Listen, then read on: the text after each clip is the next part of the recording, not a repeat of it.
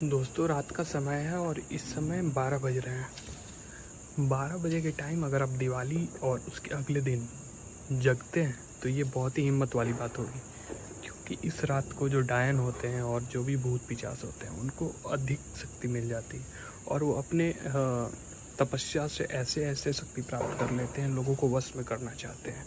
तो मैं वही देखने के लिए आज जगा हुआ हूँ, तो देखता हूँ इधर का वातावरण कैसा है।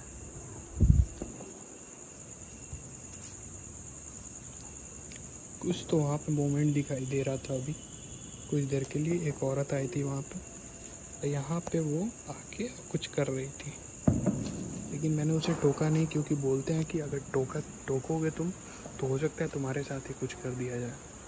तो ऐसा कोई बात है। यहाँ पे ईंटे के पास आई थी।